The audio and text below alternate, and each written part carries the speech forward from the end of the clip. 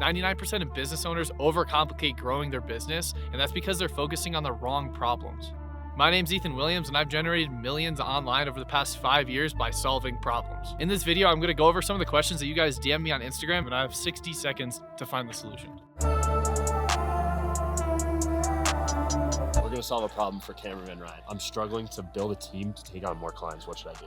Okay, so first I would say break down all the different jobs that you do. If you're involved with any part of that actual fulfillment process, you're limiting yourself to your time, your emotions, how motivated you feel, like all of those different things. You have to look at your business as a separate person and you're a friend helping them out with whatever your role is, and that changes over time. At first, it could have been cameraman, editing, finding clients, doing the sales, running the social media, but now it could be just finding talent to run your business and just acquiring new customers. How should I go about finding that talent? Find people that care about what you're doing. That way, it has a long-lasting effect. Make them feel a part of it. Go within your network first. Ask people to kind of refer you to specific people. Look for personality types, because you can develop skills over time, but you can't really change someone's personality. I run a clothing brand and I find that I'm just doing repetitive tasks over and over again. How do I get out of that? First, I do AI. Second, I try and find a software that exists that can solve the problem.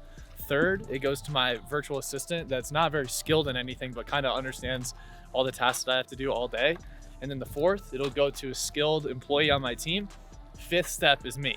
It has to go through 4 different layers to get to me. That way I can get the most done and maximize my time. If you see yourself doing a lot of repetitive tasks, if you set yourself up with a system like that, you're gonna see a lot less of those, because most repetitive tasks can be done with software or AI. My role now, I feel like within my software company, is more of just thinking of the top of line ideas or making those larger connections. And I usually get inspired by like being at random places like the Grand Canyon, not like just sitting in my office. It's better for me to be around like people and like getting inspired by a lot of new ideas and seeing new things in the world. Within my market, I feel like it's so saturated. How can I stand out from my competitors? The way you can stand out is by selling access and exclusivity. So something you can do is add like a members only club once you spend a certain amount. Like I have a Sire Gold program. Once you spend a certain amount, you get access to like a gold card, you get a plaque like on YouTube.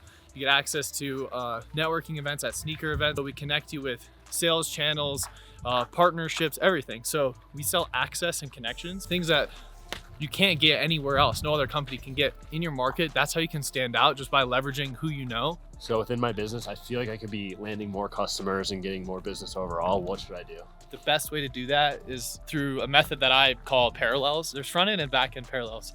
Front end is basically finding more ways to bring in traffic and eyes of your ideal customer. What I did is I went to people that sell a lot of shoes and I say, hey, I can bring you more suppliers because that's the people that use my app. But in turn, I want your suppliers that aren't using us to basically switch over to our software. They want us to grow, so we give them more business, and we want them to grow, so they bring us more business. The back end parallel is to find more ways to increase your LTV. You don't really need millions of customers.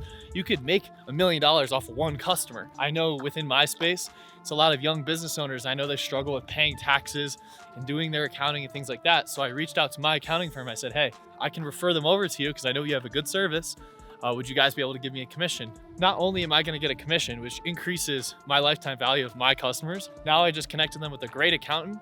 It's going to help them with their taxes. Those parallels is the best way to go about it. If you're a business owner and you feel like you have other problems that we didn't go over in the video, just feel free to shoot me a DM. I don't mind. Like, I'll answer any of the questions you guys have, and maybe they'll be featured in the next video.